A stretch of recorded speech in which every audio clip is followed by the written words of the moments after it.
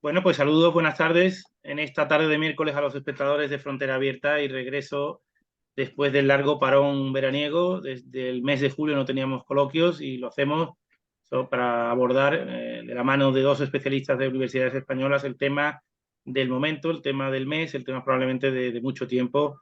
Ya lo han visto en la publicidad que hemos hecho en los últimos 2 días. Hablamos de esta guerra entre Israel y Hamás, entre Israel y Gaza, un conflicto hasta ahora circunscrito a esta zona del espacio de la Tierra Santa, de la antigua Palestina, que puede, según los especialistas advierten desde hace días, extenderse también a otras partes de la región de Oriente Próximo. Lo hacemos, como digo, de la mano de dos especialistas que paso a presentar ya sin más retraso al profesor Diego Checa, que lo tengo a la izquierda de mis imágenes, que es doctor en Historia Contemporánea y también secretario del Instituto de la Paz y los Conflictos de la Universidad de Granada, especialista en el conflicto árabo-israelí o israelo-palestino. Ellos también me dirán cómo centramos el tema, autor de varios libros y de infinidad de artículos sobre la cuestión, y que aprovecho para darle las gracias por estar aquí en esta tarde de miércoles. Diego, gracias. Nada, gracias a ti por invitarnos a este espacio para conversar un poquito sobre Palestina e Israel.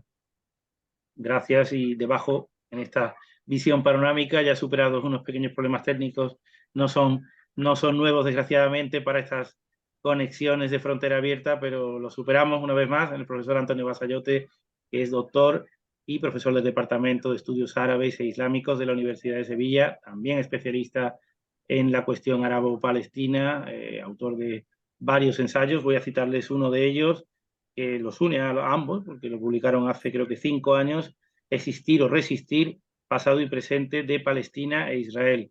Muchas gracias, Antonio Basayote, por estar aquí con nosotros en Frontera Abierta. Gracias a ti, y gracias a Diego también por acompañarnos en este espacio, por supuesto. Bueno, la primera pregunta que os decía antes, con la que vamos a centrar un coloquio, que quiero que sea pues una discusión, no una sucesión de monólogos, de preguntas que rebatáis, que discutáis, que os interrumpáis dentro de un orden. Como diría el otro, la primera pregunta, sin más dilación, que os podríais haber imaginado los dos, que lleváis ya muchos años estudiando esto, que habéis estado en Israel, que habéis estado en Gaza, que habéis estado en Cisjordania, un escenario como este, hoy 25 de octubre, hace un par de meses. Diego, empiezo por ti. Vale, pues a ver, desde mi punto de vista, ¿no? Y lo que yo podría imaginarme es que sí, un escenario como este podría entenderse algunas cuestiones. Por ejemplo, ¿podríamos esperar un ataque de Hamas contra Israel? Se podría esperar. ¿Podríamos entender ataques de Israel contra la Franja de Gaza? También se podrían esperar. ¿Se podría esperar las represalias de Israel si Hamas atacaba Gaza y que fueran desproporcionadas? Se podía esperar. Que Hamas, si en caso de que el ataque de Israel sobre la Franja de Gaza, podíamos esperar su respuesta, pues también. Lo que yo creo que estaba fuera de la imaginación de todos los que miramos desde fuera, pero que yo creo que incluso estaba fuera de la imaginación de los que perpetraron el ataque en el 7 de octubre, es en la magnitud. El alcance del ataque yo creo que sobrepasó las previsiones más optimistas incluso del propio Hamas, o por lo menos alcanzaron los objetivos maximalistas que se hubieran planteado. Y desde fuera de la Franja de Gaza, yo creo que nadie se podía esperar un desenlace como ese, ¿no? Para la operación de Hamas. La respuesta israelí, pues es a la altura de las represalias de Israel sobre Hamas y sobre la Franja de Gaza en cada situación de conflicto o de enfrentamiento con Hamas. Gracias, Diego. La misma pregunta de apertura, Antonio, también te la formulo a ti. Pues la verdad que coincido prácticamente con Diego, porque sí era previsible, la cuestión era cuándo, o sea, era tarde o temprano eh, el- la presión a la que la población de Gaza lleva sometida desde, no solamente desde los últimos 17 años, sino desde los 56 años de ocupación militar. No olvidemos que es en 1967 cuando Israel ocupa militarmente y coloniza también los territorios. Si bien en 2005 Israel retira las colonias de esa estrechísima franja de terreno, eh, continúa la ocupación militar. Eh, por aire, mar y tierra. O sea, cuando en 2005 se retiran las colonias, lo único que hacen es eso, se retiran las colonias, pero la ocupación militar continúa por aire, mar y tierra hasta el día de hoy, con el añadido desde 2006-2007 un bloqueo a todo tipo de ayuda humanitaria, a bombardeos constantes, operaciones de bombardeo totalmente indiscriminadas, en la que la población civil ha sido siempre la más afectada. 2008 la población Castellí de plomo fundido y las más sanguinarias después de esta, que es demasiado difícil de describir en términos de violencia y en términos de humanitarios por su magnitud, por su calamidad. La anterior fue en 2014. Y esto igualmente, o sea, estaba claro que en algún momento y de alguna forma iba a estallar. Lo que coincido es con Diego en que ni siquiera los propios palestinos, sobre todo la población civil, ojo, la población civil el mismo día en Gaza, yo tuve la oportunidad de hablar con una refugiada gazatí aquí, ante mi sorpresa del ataque de Hamas, no del ataque de Hamas, sino de cómo se produce ese ataque, cómo es posible que más de 1.000 personas, es decir, se logren infiltrar, franquear esa valla, ese sistema de seguridad impenetrable que no solamente que era prácticamente impensable. Por la propia población gazatí me informaron de que estaban asombrados porque eso era prácticamente imposible para una persona. Imagínate, para los 1.500 se supone o se dice por parte de Israel, milicianos por parte de Hamas. Una sorpresa mm, absoluta. Casi una pregunta retórica, porque todos nos planteamos cómo es posible que haya entrado tanta gente, que haya podido entrar varios miles de combatientes de Hamas en territorio israelí. Acabas de decir una sola persona ya habría sido una sorpresa. ¿Hay alguna respuesta? ¿Tenéis alguna? ¿Os ha dado alguna respuesta convincente? Porque todo, como digo, empieza y acaba en la pregunta, pero nadie es capaz de aventurarse. Diego. A ver, aquí hay una serie de factores que han influido en ello, ¿no? Tampoco sabemos todavía muy bien a ciencia cierta qué ha pasado y tanto Hamas como Israel tampoco han aclarado demasiado la situación, ¿no? Yo creo que esto llevará tiempo en concreto saber qué ha ocurrido con profundidad, ¿no? Por ahora se especula con tres cuestiones. Una, que ha sido un ataque muy bien organizado por parte de Hamas, muy bien planeado y que, bueno, eso ha tenido pues como consecuencia que ha tenido mucho impacto y han conseguido alcanzar sus objetivos. Segundo, que la frontera israelí estaba, en cierto modo, habían sufrido las consecuencias de la subcontratación de la seguridad, ¿no? Gran parte de las fuerzas de seguridad israelíes en la zona habían sido desplegadas en Cisjordania para proteger a la población colona y para que la población colona pudiera seguir con sus desmanes en Cisjordania, ¿no? Y esa retirada de tropas en la frontera hace que la frontera quede en manos de las armas autónomas, de las armas automáticas, de las armas controladas por vídeo, remotamente. Y claro, depende mucho de la tecnología. Hablaban de que los globos bueno, cualquiera que haya visitado la zona en los últimos años ha visto que había unos globos aerostáticos israelíes que desde los alrededores de la franja de Gaza pues controlaban un poco con cámaras y con sensores y demás lo que ocurría dentro de la franja y en la frontera. Eh, las noticias que nos han llegado a través de los medios de comunicación israelíes es que esos globos llevaban varias semanas desactivados, o al menos algunos días, y que las autoridades israelíes y el ejército israelí no había sustituido esos globos de vigilancia y demás, ¿no? Entonces, bueno, no se sabe si ha sido por la acción de Hamas que han conseguido derribar esos globos o hacerlos que no funcionaran, o si es que simplemente, pues bueno, pues han tenido fallos, ha habido algunos problemas y ha habido negligencia en el mantenimiento de ese sistema de control. El caso es que el sistema de control ha fallado. Y bueno, esas son ahora mismo las especulaciones, ¿no?, que existen en torno a cómo ha sido posible que Hamás haya dado un golpe de mano tan importante, ¿no? Pero eso no se compadece con la idea de que esto se planificó hace ya meses o años, ¿no? Si hubiera sido aprovechando de alguna forma esa desactivación de los globos, ¿no? O si es compatible, o podría hablarse de alguna manera que se estaba preparando para el momento en el que hubiera algún descuido.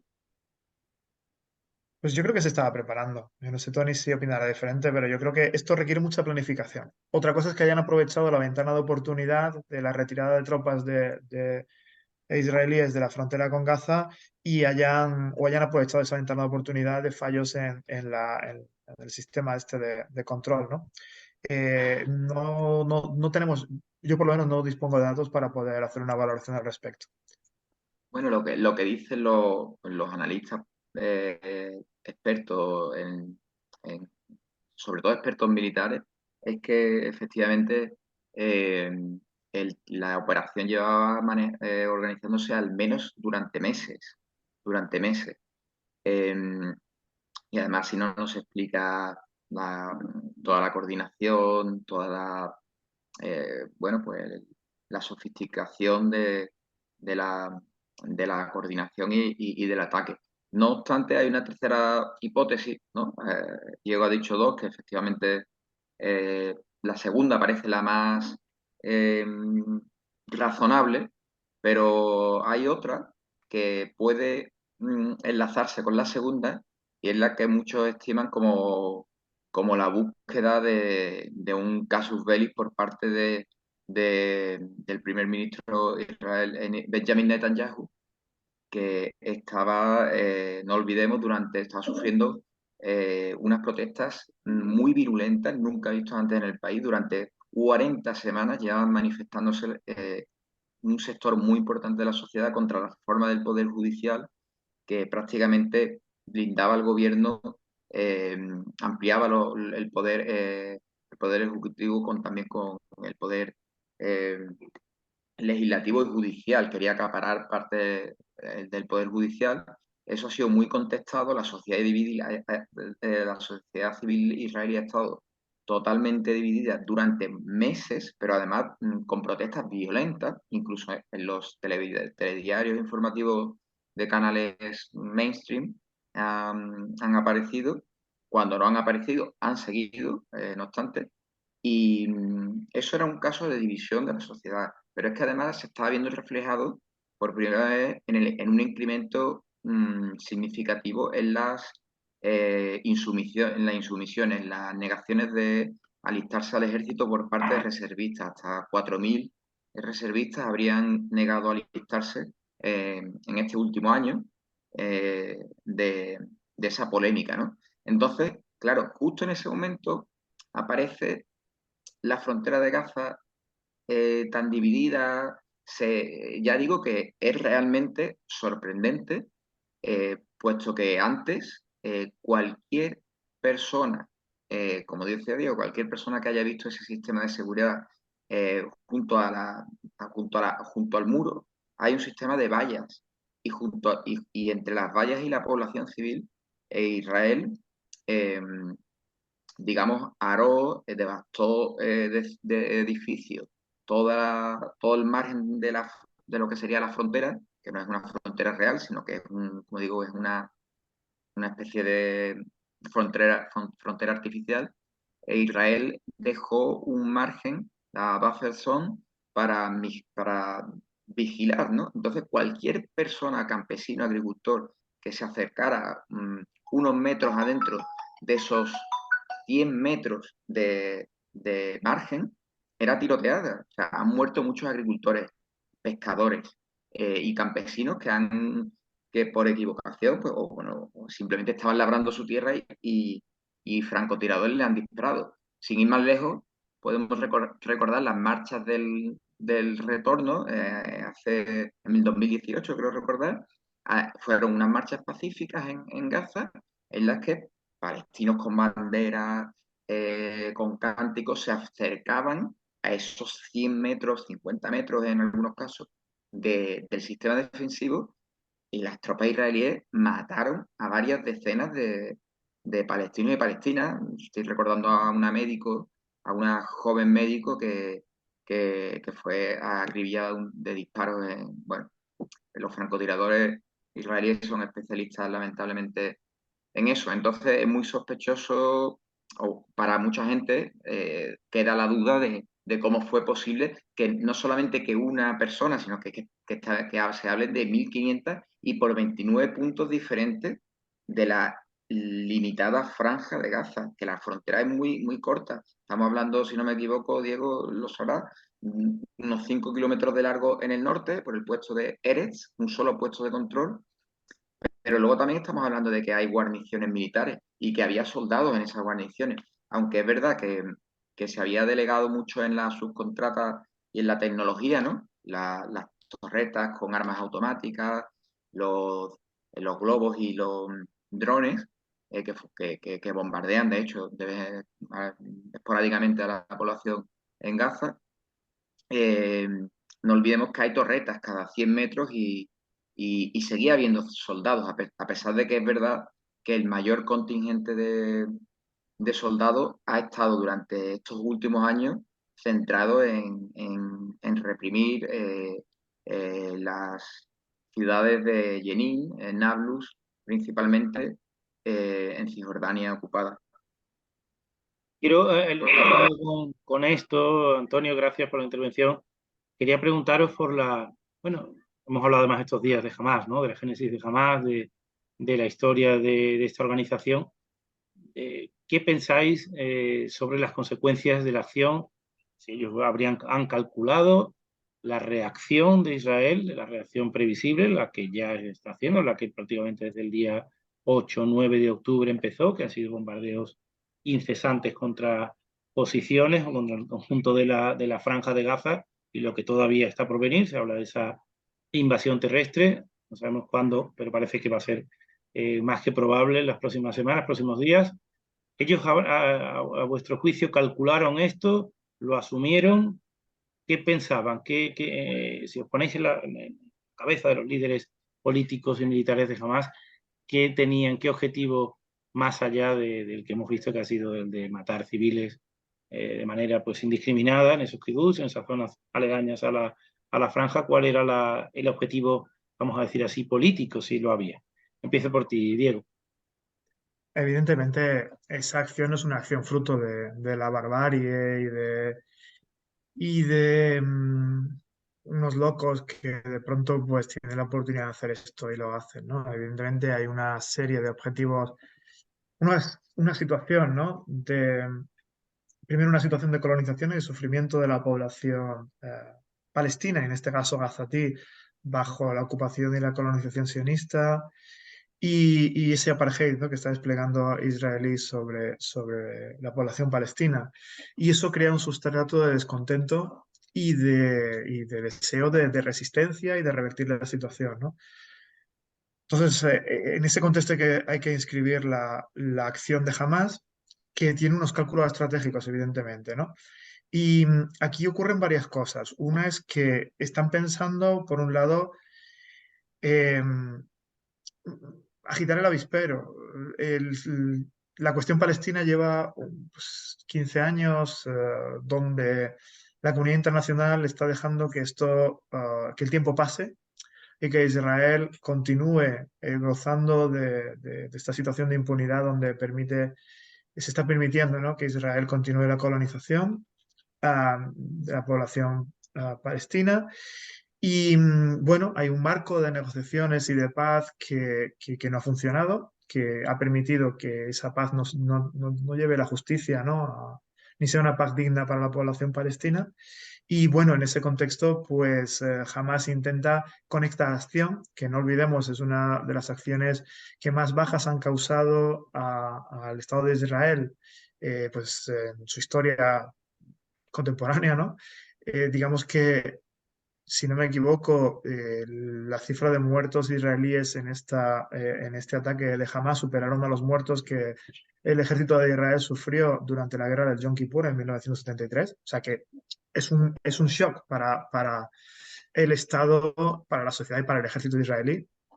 Y por lo tanto, el avispero se ha movido, ¿no? Es decir, la cuestión palestina está viva, aquí hay un problema que no se ha resuelto y la gente que está oprimida resiste y esto es una muestra, nos guste o no, compartamos los métodos o no, eh, critiquemos pues, la muerte de personas civiles o no, pues ¿vale? Independientemente de la posición que adoptemos, la acción política tiene que ver con eso, ¿no? La acción tiene que ver con ese tipo de cálculos en la cabeza imagino, de los dirigentes de Hamas.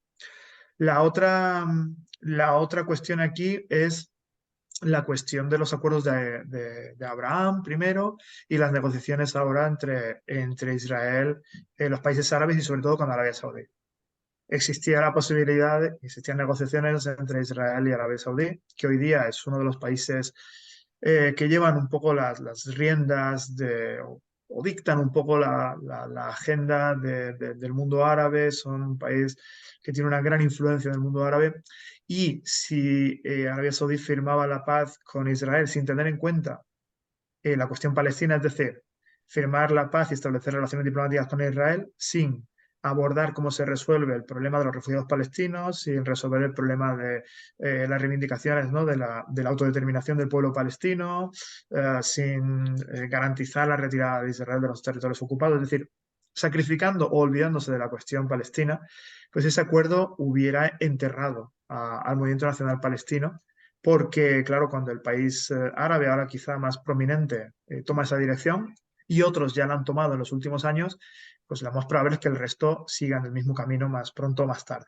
Por lo tanto, estratégicamente, para el movimiento nacional palestino y para Hamas en concreto, era una cuestión de supervivencia muy, muy importante. Gracias, Diego. Antonio, la misma pregunta Sí, de la bueno, persona. Diego, el compañero, lo ha explicado perfectamente. Yo solamente añadiría un matiz, y es que ciertamente, además me recuerda esto a, salvando las diferencias, sobre todo en términos de utilización de la violencia, con la primera intifada, cuando el pueblo palestino eh, entra como actor decidido en la propia cuestión palestina, de la que no estaba siendo protagonista. Es decir, la cuestión palestina estaba, desde que se creó el Estado de Israel y desde la limpieza étnica o la Nakba, la catástrofe, que está documentada como una limpieza étnica por historiadores incluso israelíes, no debemos tener ningún tipo de reparo en hablar rigurosamente la limpieza étnica por la expulsión de más de Este es el 750 ensayo de Ilan Pappé, entre otros, ¿verdad? Que se llama por ejemplo, Ilan exactamente. Pappé, pero bueno, recientemente también otro historiador israelí, Eitan Bronstein, también ha documentado la destrucción de 613 poblaciones. La cuestión es que desde ese momento el problema palestino quedó relegado a un mero asunto humanitario de refugiados y en manos de las dictaduras, mayoritariamente dictaduras o regímenes árabes que utilizaban simplemente para discursos de cara al interior, a la opinión pública. Era como, bueno, pues la cuestión palestina era una banderita, ¿no? Para todos los gobiernos árabes hasta la actualidad, hasta la primera intifada, que el pueblo palestino da un golpe en la mesa y coloca la, la cuestión palestina en la agenda internacional. De ahí la Conferencia de Madrid de 1991 y que Israel pues acceda a empezar a negociar. Y aquellos famosos acuerdos de Oslo, aunque luego fracasasen, pues bueno. Ahora lo que ha pasado, efectivamente, lo que dice Diego, ¿no? Es mm, la erupción, la ruptura de ese impasse diplomático y la aparición, ponerse en escena otra vez, colocar sobre la mesa la cuestión palestina. Lo que pasa que de una forma radical, mediante la violencia, como todos sabemos, en ese ataque de Hamas el 7 de octubre, ¿no? Eh, pero es cierto que evidentemente no era como bien ha dicho Diego, no es ningún ataque impulsivo, desordenado. No, no, eso evidentemente ha estado muy bien organizado y tiene sus cálculos estratégicos. Además, también, y digo por añadir, eh, también incluso jamás estaría calculando en términos de liderazgo interno. Es decir, le convendría a Hamas supuestamente eh, reforzar su liderazgo que habría estado perdiendo en Gaza. Sabemos que hay una lucha interna, pues desde las elecciones de enero de 2006, entre Fatah, el histórico líder, o sea, la facción palestina, el líder de la OLP, de la Organización para la Liberación de Palestina, y por otro lado, fuera de la Organización de Liberación de Palestina, pero dentro de los movimientos del amplio movimiento espectro de resistencia, pues estaría Hamas, ¿no? No olvidemos que Hamas es el acrónimo árabe de Movimiento de Resistencia Islámica, ¿no? Harakat al-Muqawama al-Islamiyya, y efectivamente estaría también intentando acaparar o ganar, digamos, popularidad frente a la pasividad, a la resignación e incluso la colaboración de las fuerzas de Fatah, que encabezan la Autoridad Nacional Palestina, con las fuerzas de ocupación y de colonización israelí. Esto no tampoco es ninguna opinión de nadie, son hechos constatados. El gobierno de Abu Mazen, de Fatah, colabora activamente, la policía palestina colabora con el ejército de Israel en la represión de manifestaciones incluso pacíficas. Por lo tanto, Hamas intenta acaparar con esta acción también mayor rédito, ¿no? Ahora bien, debe tener cuidado porque ¿sabía jamás, como preguntaba Antonio, sabía jamás las respuestas? ¿Podía imaginarse la virulencia? Yo estoy seguro de que además contaba con un ataque masivo, un bombardeo al que lamentablemente y desgraciadamente están acostumbrados la población palestina en Gaza, pero quizás no por lo que se está cometiendo, que en palabras de algunos analistas israelíes y de actores humanitarios es un auténtico genocidio. Podemos hablar también, claro, porque hay intencionalidad de destrozar el territorio y de acabar con, si no toda, buena parte de la población civil de Gaza, en palabras de muchos miembros del gobierno israelí. Por eso se habla de que se está produciendo un genocidio. Entonces yo no sé si esto finalmente le va a costar, ¿no? A Hamas en términos internos. En términos externos, para la comunidad internacional, desde luego la cuestión palestina, como bien ha dicho Diego, vuelve a estar sobre la mesa.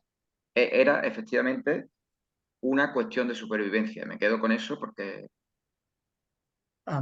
Mira, también sobre lo que has apuntado ahora, ¿no? De la reacción de Israel, ¿no? Las consecuencias. Evidentemente que jamás sabe que esa respuesta va a ser desproporcionada, no va a ser nunca, ¿no? Israel no va a medir esos medios, ¿no? Con los que responde. Lo viene mostrando cada vez que ha habido un enfrentamiento con Hamas en Gaza. Lo que sí que es cualitativamente diferente a lo que ha hecho en otros momentos es una cosa, y es tratar de expulsar a la población de Gaza del norte de la franja. Pero claro, eso sí, si atendemos a las dinámicas profundas del conflicto y del proceso de colonización, entronca perfectamente con los planes sionistas para Palestina, ¿no? Es decir, el proyecto colonial que se implementa aquí desde el inicio del siglo XX viene de la mano de dos dinámicas, una de judaización o israelización del territorio y a su vez otra dinámica paralela que tiene como resultado la desarabización o despalestinización del territorio. ¿Qué significa esto? Pues que el proyecto colonial en la región lo que intenta es apropiarse de la mayor parte del territorio posible de la Palestina histórica con el menor número posible de personas palestinas y de población local. Para ello, pues como se ha visto durante la Nakba o durante la Naksa o en otros momentos, Israel no duda en emplear la máxima violencia posible, incluso recurrir a planes de limpieza étnica para expulsar a la población, sino para eliminarla. Como consecuencia de eso, se limpia el territorio de población palestina y se traen nuevos colonos israelíes a ocupar este espacio. Además, esto se acompaña no solamente de la eliminación física de la población sobre el territorio, de la población local, sino también tratando de borrar la identidad palestina. Sobre el territorio, por ejemplo, cuando esos pueblos han sido arrasados, pues se construyen nuevos asentamientos y nuevas colonias israelíes encima y se borra la memoria física de los pueblos palestinos que habían en esos lugares. Eso está documentado ampliamente durante la Nakba y eso lo seguimos viendo en Cisjordania, ¿no? En algunos lugares.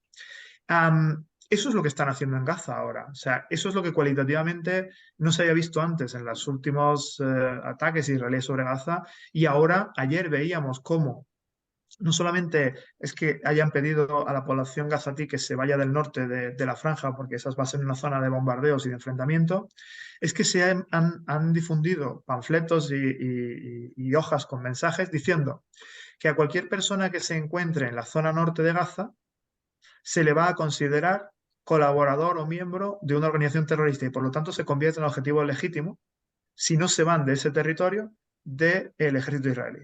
Bien, eso directamente es una amenaza de que si la población civil no se va a esos lugares, les pueden atacar. Es más, les van a atacar por considerarlos parte de Hamas o colaboradores de Hamas. Resultado, la gente se va de ahí. Sería lo lógico. Si me van a matar, pues intento que no me maten y se van hacia el sur. Objetivo de Israel, probablemente vaciar la franja de Gaza. Si Egipto abre la frontera, la gente huyendo de la guerra y de los bombardeos indiscriminados contra la población civil, pues la gente va a huir de allí y se van a ir a Egipto. En la lógica israelí encaja perfectamente, expulsan a la población palestina, se apropian de un territorio sin población palestina. Aquí entra en juego Egipto, que evidentemente por ahora no está permitiendo esa salida masiva de población de Gaza del territorio, precisamente porque sabe y es consciente de que a la población refugiada que huyó de la limpieza étnica en el año 48 nunca más se le dejó retornar a esos espacios e Israel lo ha evitado de manera activa.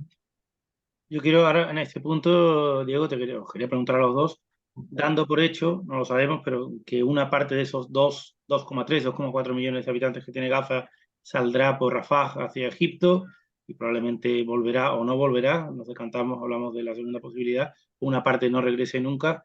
Ese escenario después de la operación terrestre, con una población en Gaza más limitada, con esa posibilidad, como comentaba Diego, de que Israel de alguna manera ocupara parte del territorio de Gaza, la zona norte, esa zona en la que se están ya concentrando, o de la que a la que se ha exigido a la población que se desplace hacia el sur. ¿Qué escenario, si jamás desde luego quería, como hemos hablado, habéis coincidido ambos, poner de alguna manera el conflicto sobre la mesa otra vez y más allá de que ahora los grandes líderes mencionen como coletilla la necesidad de reimpulsar el diálogo, de volver a la propuesta de los dos estados, etcétera, en ese hipotético día después, dentro de unos meses, cuando se reactive de alguna manera las conversaciones, ¿cuáles serán los interlocutores? ¿En qué lugar quedará Gaza? Podemos pensar en una Gaza gobernada sin Hamas y gobernada ahora por la autoridad palestina. ¿En qué momento hagan un poco de política ficción? Vamos a ponernos en ese escenario de una Gaza con la mitad de la población que tiene hoy y sin la estructura política y militar de Hamas tal como la conocíamos hasta el día 7 de octubre. ¿Cómo puede reactivarse el proceso de negociaciones con Israel en ese escenario? ¿Puedo Antonio. Antonio. Claro, es que efectivamente vamos a hacer política ficción, ¿no? Como, por supuesto, hay que afrontar el reto, Antonio. Lo que sí tenemos que tener en cuenta una cosa, al hilo de lo que decías respecto a lo que ha comentado Diego, y es que la población del norte, efectivamente, bueno, lo que lo ha dicho Diego, se le ha advertido, o sea, se le ha advertido básicamente de que vamos a cometer crímenes de guerra. Eso es lo que se ha dicho, porque eso constituye un crimen de guerra, luchar contra la población civil y además a sabiendas, ¿no? O sea, luchar, atacar a la población civil. El problema es que como estamos hablando, todos sabemos que estamos hablando de una de las zonas más densamente pobladas del planeta y es que es materialmente imposible. No, es que lo dijo, bueno, la coordinadora, por ejemplo, en España, Raquel Martí, la directora de la UNRWA, de la Agencia de Naciones Unidas para los Refugiados Palestinos. Lo ha dicho el propio secretario general de Naciones Unidas. Lo han dicho multitud de actores de la acción humanitaria y, y que están sobre el terreno han advertido que es totalmente imposible. Y los propios gazatíes que viven en el norte y en el centro, a los que se les está instando, como se decía, a huir al sur, no tienen, algunos no tienen medios materiales, porque no tienen, digamos, vehículos, no pueden hacer una peregrinación andando, porque aunque la franja de Gaza es pequeña, pues es recorrer una distancia de unos 50 kilómetros que necesitas vehículos, no hay combustible, mucha gente no tiene coche ni siquiera. Y luego, ¿dónde se quedan? ¿Qué se ponen unos encima de otros? Es que no, materialmente la gente no cabe en el distrito de la zona sur de Rafah, no cabe todo el mundo ahí.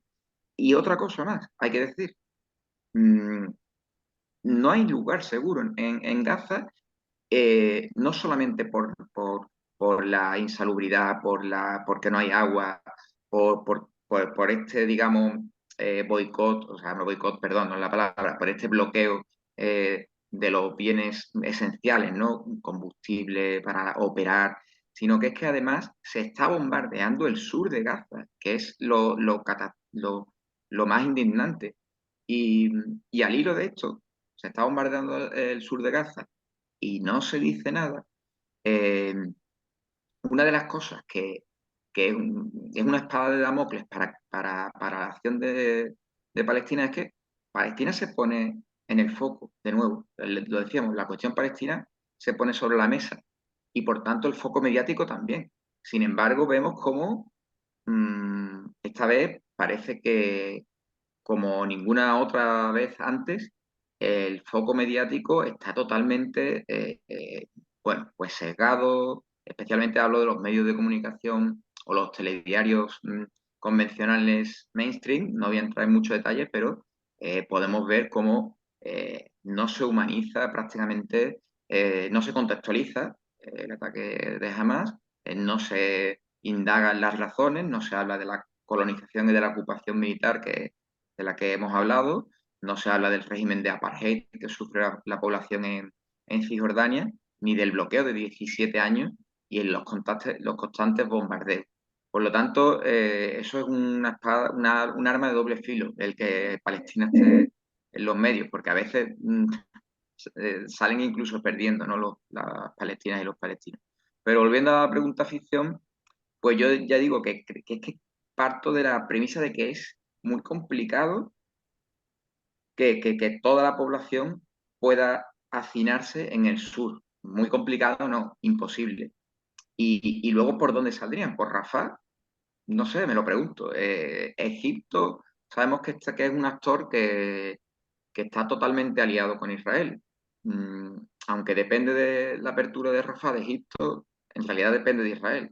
Por lo cual, no sé, la verdad que ahora mismo Si depende de Israel, si depende de Israel, damos por hecho la posibilidad de que se abra antes o después, ¿no? eso, pues al final Israel puede efectivamente, digamos, provocando esta desesperación, abrir para que efectivamente la población palestina, que es muy resistente y muy resiliente, mm, acabe desesperada y huyendo. Eso se está creando ese caldo de cultivo. Lo que en cualquier caso no veo es que la franja de Gaza vaya a ser gobernada por Fatah, por la Autoridad Nacional Palestina actual. Yo creo que o se recorta la franja de Gaza, que es lo que va a intentar, creo yo, Israel, el norte, a anexionarse el norte, o bien el peor de los escenarios, que sería repetir la limpieza étnica de 1948 y expulsar a toda la población de Gaza. Yo creo que el Bien. escenario que se plantea tiene que ver con eso, tiene que ver con, uno, podría ser repetir la limpieza étnica, es decir, expulsar a la población de la Franja de Gaza, pero para eso necesitan la complicidad de Egipto que abra la frontera y también que la población palestina acepte eso, porque puede haber parte de la población palestina que decida bueno, que a pesar de toda la violencia y demás, que se quedan allí y a ver qué pasa, ¿no? Pero bueno, pensando en que Egipto abre la frontera y colabora con Israel, un escenario es limpieza étnica despoblamiento de esa parte de la Palestina histórica por parte de Israel, como ha hecho en otros momentos, y apropiación del espacio por parte de Israel. Refugiados que quedan fuera y que no volverán nunca más a la Palestina histórica. Escenario 2. Estrechamiento de la Franja de Gaza. Como ha dicho Tony, un recorte del norte que se incorporaría al Estado de Israel y al control directo israelí. Y el resto de la población, esos 2.200.000, 300.000 personas, más hacinados todavía. Lo cual vendría a reflejar más aún pues esa imagen tan gráfica, ¿no? Que es la cárcel a cielo abierto más grande del mundo, ¿no? Es que ya podríamos hablar claramente de un campo de concentración, donde cada vez ese espacio más reducido pues sirve para concentrar una población que es incómoda y que no se sabe qué hacer con ella, pero que no interesa que se quede dentro del Estado de Israel, no interesa que alcance su derecho a la autodeterminación sobre un territorio internacionalmente reconocido como es los territorios eh, ocupados, ¿no? De la totalidad de la Franja de Gaza, Jerusalén Oriental y Cisjordania. Y bueno, y también otro problema más añadido, ¿no? Cualquiera de esos dos escenarios nos plantea una complicidad internacional importante, porque Israel sigue violando el derecho internacional, comete crímenes contra la paz, comete crímenes de guerra, comete crímenes de genocidio, crímenes de apartheid, y la comunidad internacional tiene pruebas, es consciente, lo están viendo en directo, eh, y se lo permite al Estado de Israel. Por lo tanto, es vamos, yo creo que una de las consecuencias muy graves de esto es la grave crisis del sistema internacional, ¿no? Y de los derechos, del derecho internacional, porque nadie más o mucha gente no se va a creer que esto se puede aplicar y europeos, estadounidenses y las grandes potencias internacionales aplican un doble rasero. Cuando es Ucrania y es Rusia, el comportamiento es de una manera y se exige el cumplimiento del derecho internacional. Cuando es Palestina, la población árabe de Israel, pues ahí ya se garantiza la impunidad del Estado de Israel.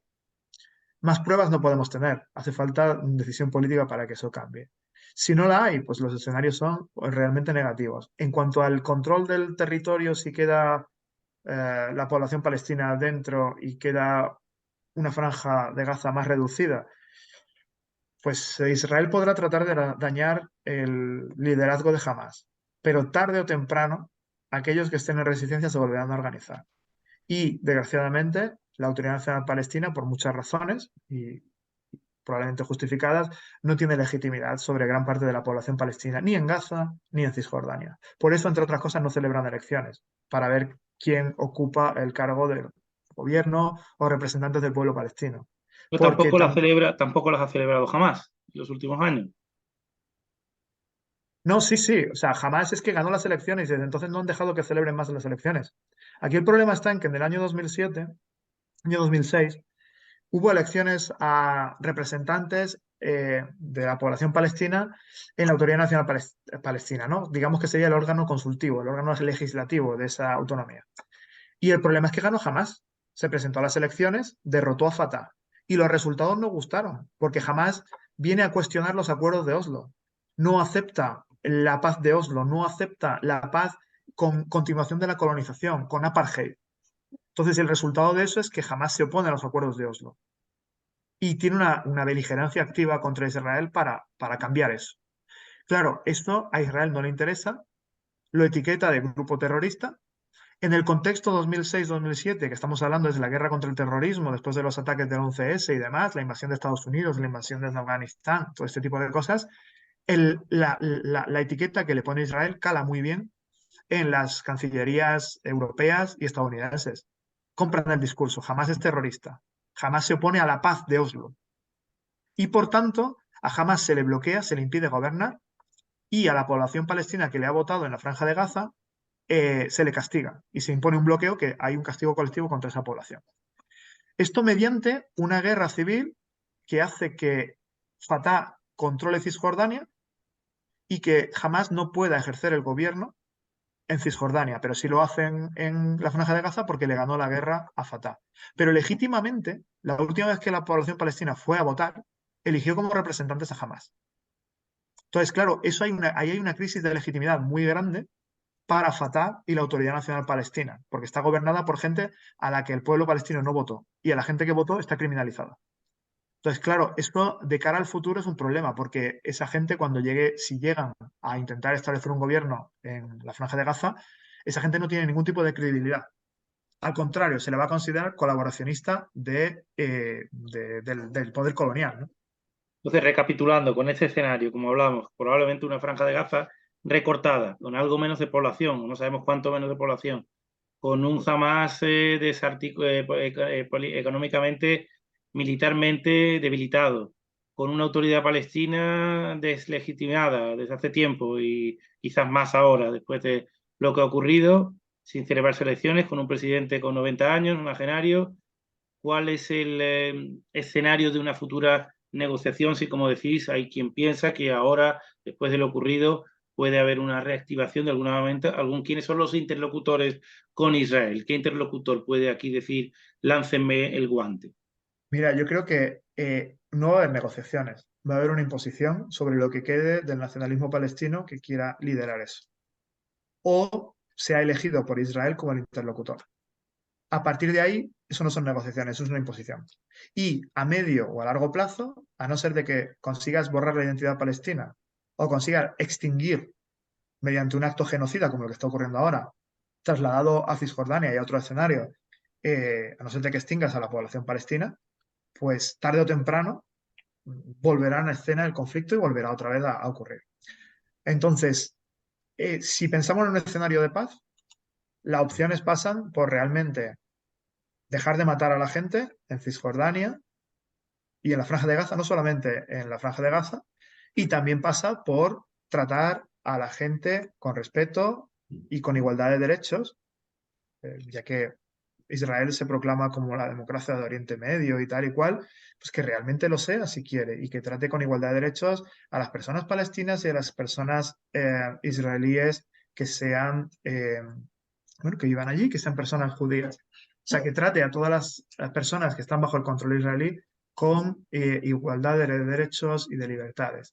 Y luego que respete el derecho internacional. Si es que aquí el problema es que nos hemos situado en un punto del debate donde incluso cuando Israel acepta regañadientes cumplir alguna norma de derecho internacional, parece que está haciendo una concesión.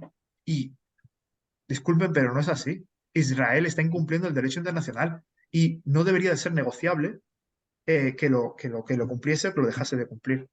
Entonces creo que muchos países europeos y Estados Unidos están siendo rehenes de una posición intransigente israelí y están permitiéndole que, al saltarse la legalidad internacional, erosione no solamente los derechos de la población palestina, sino también erosionen el sistema internacional de protección frente a guerras, frente a actos criminales de ciertos estados e incluso frente al terrorismo. Así es. Antonio, Bueno, la verdad que sí, la imposición ha sido totalmente la norma que, que rige pues, el llamado conflicto árabe-israelí, que ya terminó realmente. El conflicto árabe-israelí no existe, porque, puesto que terminó en 1979 con la firma de Camp David entre Egipto e Israel, cuando se le devolvió el Sinaí, ¿no? a Egipto después de la guerra del Yom Kippur. Y lo que existe hoy día pues, es lo que hemos dicho, ¿no? Un régimen de apartheid en el territorio ocupado de Cisjordania y Jerusalén Este, un auténtico genocidio en la Franja de Gaza, y dentro también de Israel existe, del Estado de Israel, como bien ha dicho Diego, o un sistema de apartheid no tan virulento como en Cisjordania, pero de discriminación de la población israelí palestina, o palestina con ciudadanía israelí. Entonces, esa ha sido la norma, ¿no? La de la imposición, la de la simetría. La simetría es la que marca toda el margen de maniobra, es una simetría brutal en términos militares, diplomáticos, de influencia en la opinión pública a través de las relaciones públicas de llamadas Hasbara, ¿no? Israelí, la propaganda israelí que infecta a todos los medios, bueno, buena parte de los medios de comunicación, no todos, por suerte. Y, y entonces, lamentablemente, yo creo que sí, que va por ahí la imposición, o que haya, como estamos efectivamente, decía Antonio, haciendo historia ficción o hipótesis, elucubrando, pues podría o debería haber un cambio, digo, si queremos cambiar o si se quisiera cambiar estas reglas de juego, tendría que haber un cambio de equilibrio de poder en la región, donde, por ejemplo, hay alternativa de contrapeso a Israel y a Estados Unidos. Estamos pensando seguramente todos en Irán, en los aliados, quizá la entrada en juego de China, una presión efectiva a Israel. De otra manera, no, Israel nunca lo ha hecho, solamente ha cumplido parte del derecho internacional o ha cedido territorios que ha conquistado lamentablemente mediante la fuerza. Lo decíamos antes, la guerra del Yom Kippur, 1973. Así es como Israel devuelve el Sinaí. Recordemos, el sur del Líbano lo recupera el Estado de Líbano, ocupado por Israel en el año 2000. Se retiran las tropas israelíes del sur del Líbano por la presión, por la resistencia de la milicia chií Hezbollah. Eh, por tanto, la primera intifada, Israel no se sienta a negociar, a pesar de que luego los acuerdos de Oslo, digamos, sean para los palestinos una imposición y fracasen, pues mediante la primera intifada. Parece que no sé, que es complicada la situación de cara al futuro, de cara a una eventual negociación. Quizá pueda hacer algo la milicia de Hamas pues, con los rehenes que tiene presos, ¿no? Algún tipo de intercambio de prisioneros, lograr algún tipo de imposición. Quizás Israel entre en territorio de Gaza, que realmente yo creo que eso también es lo que le gustaría a Hamas, ¿no? El enfrentarse cuerpo a cuerpo, una guerra de guerrillas asimétrica, pero donde, digamos, los milicianos se puedan sentir más cómodos. Ahí puede haber algún tipo de negociación, quizá, pero que llevaría a un nuevo punto cero, ¿no? Para volver a empezar, ¿no? La verdad es que soy pesimista, no En soy esta muy... situación de futuro, Antonio, de dificultad, yo quería plantearos, para ir cerrando ya, tenemos que ir terminando, desgraciadamente, en esa pregunta que también os hacía estos días. ¿Hay futuro en la solución? Que ahora, como digo, vuelve como coletilla en muchas de las declaraciones, desde el propio Biden hasta otros líderes internacionales. Es el momento de reactivar la propuesta de dos estados o estados para dos pueblos, o como decía en su último ensayo, que lo he vuelto a leer estos días, Shlomo Ben-Ami, el antiguo, un exministro de Exteriores israelí, en su último libro, Requiem por esa solución. Es tiempo ya de que figuras del propio laborismo israelí dan por hecha certifican la muerte de la propuesta. Solo hay ya la posibilidad de la ocupación o de un Estado binacional, desde el río Jordán al Mediterráneo, como decían, un ciudadano, un voto, derechos para todos por igual, representación en la Knesset o el Parlamento, el nombre que adopte ese Estado. ¿Cómo vislumbráis la posibilidad? ¿Tiene algún tipo de realismo? ¿Es pura ficción? ¿Qué pensáis? Empiezo por Diego. Vale, pues a día de hoy la opción de los dos estados yo creo que es una solución que no es realista. No es realista porque Israel no lo ha permitido. Israel desde el año 1993 lleva sistemáticamente instalando población colona en Cisjordania. Desde el año 1993, cuando se empiezan a firmar los acuerdos de Oslo y bajo un proceso que se llamaba de paz, Israel desde entonces hasta el día de hoy ha duplicado la población colona en ese territorio, con vistas muy claras a impedir la continuidad territorial entre las poblaciones y las distintas regiones palestinas en Cisjordania y tratar de asegurarse que esa población colona en Cisjordania iba a quedar bajo control israelí en una futura negociación con las autoridades nacionales palestinas para otorgarles soberanía en el resto de Cisjordania. Eso significa que sería un territorio palestino que está totalmente agujereado, que no tiene continuidad territorial y no sería sostenible ni viable en ningún caso. Añádele a eso que la economía israelí tiene totalmente subordinada a la economía palestina. Añadámosle a eso que Israel probablemente no le daría total soberanía sobre las fronteras que ocupe esa autoridad nacional palestina o ese Estado palestino. ¿Qué ocurre con las personas refugiadas? Quedan fuera de los acuerdos, por lo tanto quedan para siempre marginadas de la solución de los dos estados y por lo tanto quedan en Líbano, en Siria, en Jordania, aquellos que están fuera de los territorios.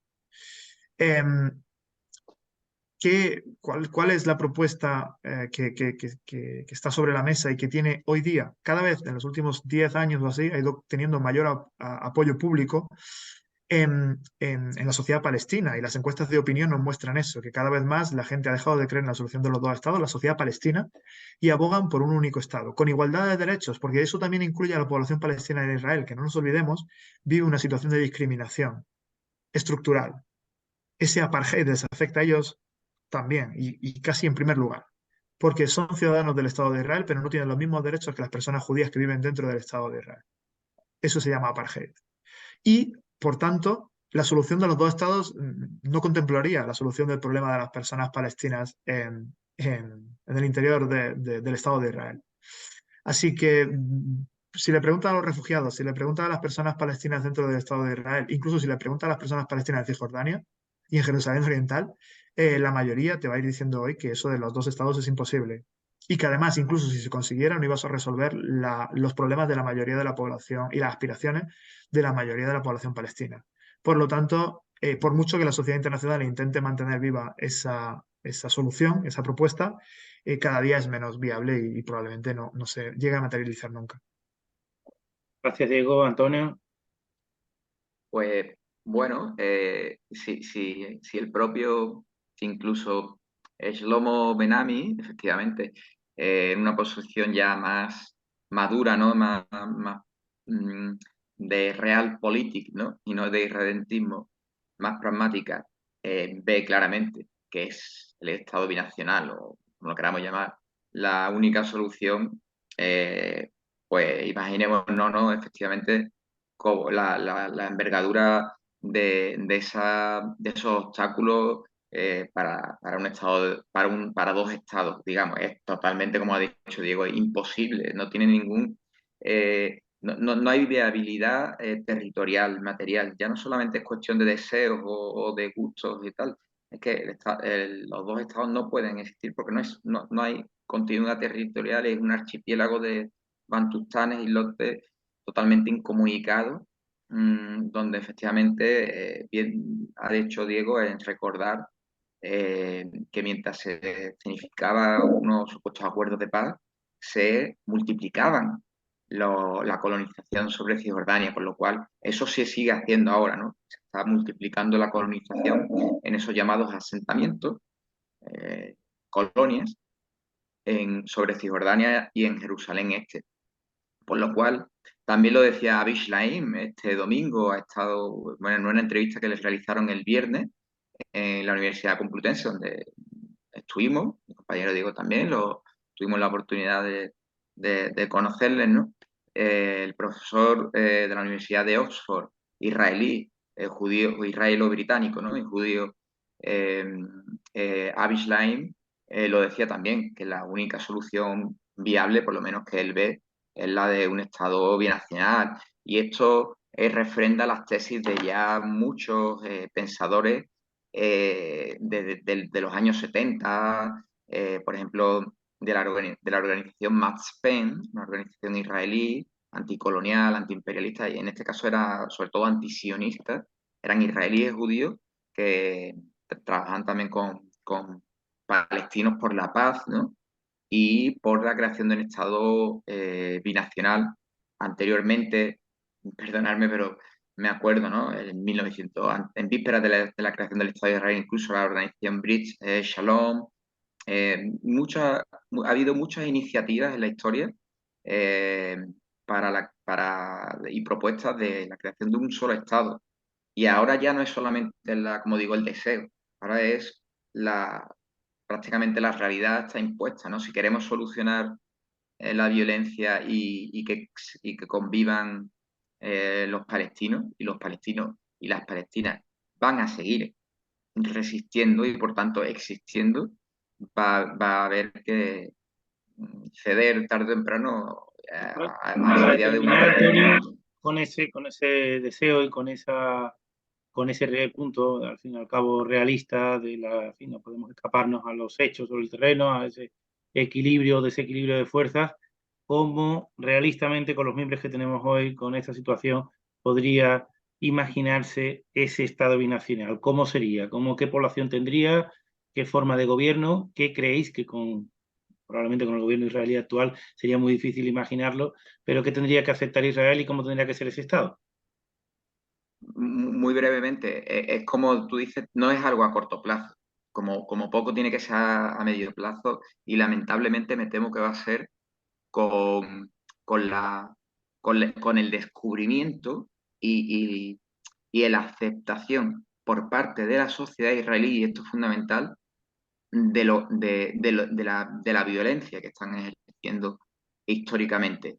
Cuando esta catástrofe que está ocurriendo, este genocidio, lamentablemente, se haya consumado, yo espero que dentro de lo malo, por lo menos, esta catástrofe, que también incluye efectivamente la muerte de civiles israelíes, por supuesto, eh, que acabe dando lugar bueno, pues al reconocimiento por parte de la sociedad israelí en algún momento de que ellos no siempre son las víctimas, de hecho dejaron de serlo en 1948, sino que acepten la condición de victimarios. Es algo que les atormenta, que a la sociedad, al imaginario colectivo israelí sionista, no a todos los israelíes, pero a la mayoría, perturba mucho, ¿no? Verse ellos eh, ante el espejo de lo que históricamente más han temido, ¿no? Entonces, yo creo que eso es fundamental para, primero, una reconciliación civil a nivel territorial en lo que hoy es Palestina e Israel, y luego, pues bueno, cómo se llama el Estado es lo de menos. No sé, yo creo que debería haber un gobierno democrático donde las religiones se garanticen el culto y el derecho a la confesión religiosa individual, pero que sea un Estado democrático. Pero eso tendrán que ser en condición de igualdad los palestinos y los israelíes quienes decidan, claro. Sí, Gracias, Antonio, veremos. por tu intervención. Y ya para terminar, Diego, esa misma Sí, pregunta. solamente apuntar eso, que la única solución a esto es que se constituya una sociedad em, que comparta un Estado que respete igualdad de derechos y de libertades, un Estado democrático. Y para eso me temo que falta tiempo, como decía Tony, y necesitamos también que la comunidad internacional entienda eso. Y ahí es donde entra también la labor de la sociedad civil en nuestros distintos estados, ¿no? Que, igual que pasó en Sudáfrica, con el régimen de apartheid de la población blanca sudafricana contra la población negra, una situación de injusticia, de violaciones de derechos humanos, de segregación y discriminación sistemática, y de crímenes internacionales, pues aquí estamos en la misma situación. Hay que dejar de considerar a Israel que puede saltarse las normas internacionales, que puede ser un Estado que no tiene responsabilidad por sus crímenes, que es impune. Y ahí, pues, bueno, pues la sociedad civil solidaria con Palestina o solidaria simplemente o que cree, ¿no? En un mundo en el que se respeten los derechos humanos y el derecho internacional, porque va a favorecer la vida de todos en general, pues debe intentar, ¿no? Convencer a sus gobiernos de que le exijan a Israel que rinda cuentas por los crímenes que comete y que transforme ese Estado que hoy día está desarrollando un régimen de apartheid contra la población palestina y que está cometiendo crímenes de guerra abiertamente e impunemente, pues que deje de hacerlo, ¿no? Igual que se les exige a nuestros gobiernos que actúen así contra Rusia a veces, por ejemplo, en el caso de Ucrania, pues es que Israel no puede ser la excepción. Mientras eso no ocurra, no tendremos un Estado democrático y con igualdad de derechos en esa parte del mundo y, por lo tanto, las violencias que sufre la población palestina, de un modo u de otro, van a continuar. Pues muchísimas gracias a los dos, al profesor Diego Checa, al profesor Antonio Basayote, por este ratito, por esta más de una hora de charla, de conversación, de coloquio, y bueno, también a los pacientes espectadores de Frontera Abierta por haber llegado hasta aquí. Creo que hemos aportado esas claves, ese contexto que decía Antonio antes, desde nuestra humilde posición, nuestro humilde granito de arena. Así que, como digo, muchas gracias a los dos y emplazo a los espectadores al próximo coloquio. Gracias y buenas tardes. Estupendo, A muchas ti, gracias. gracias.